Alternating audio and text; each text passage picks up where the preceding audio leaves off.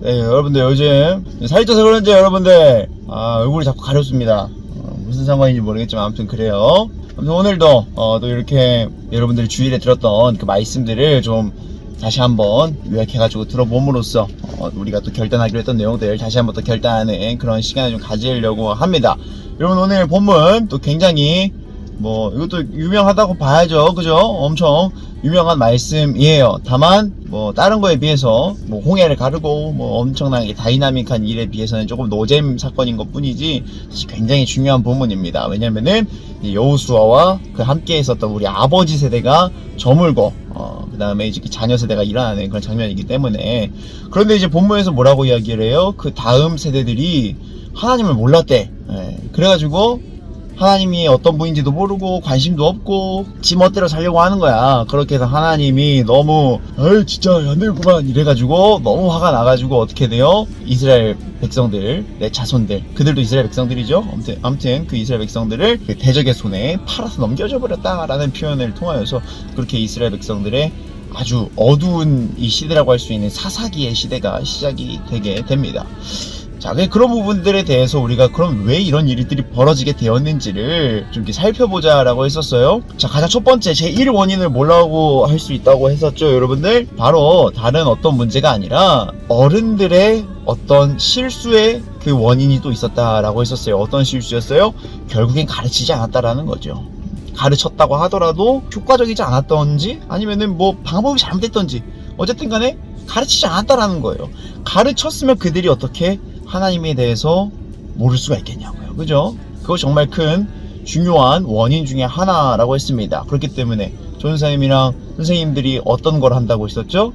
여러분들을 위해서 막 열심히 섬기겠다고 더 노력을 하고 결단도 하고 그동안 그렇게 잘 못 섬긴 것 같다고 하나님 앞에서 회개도 하는 시간을 가졌다라고 했어요. 그러니까 우리가 여러분들을 더 열심히 섬길 거라고 이렇게 더 믿어주시고, 그리고 또 선생님들과 전사님이 하는 그런 이야기들을 여러분들이 조금 더 집중해 주시면은 여러분들은 어떤 걸 피할 수 있다고요? 이스라엘의 다음 세대들이 받았었던 하나님의 진노의 대상이 되지 않을 수 있다라는 것을 기억해 주셔야만 합니다. 그러니까 우리가 더 열심히 할게요.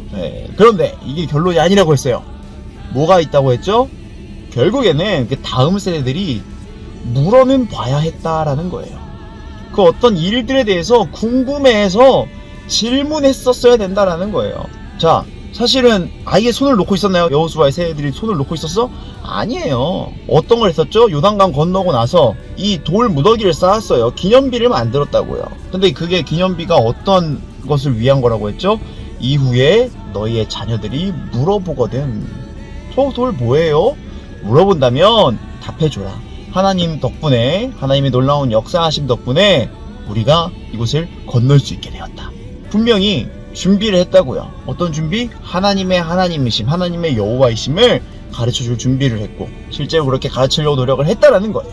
근데 중요한 조건이 뭐예요? 너희의 자녀들이 물어 이르되 라는 말씀이 정말 중요하다라는 거예요.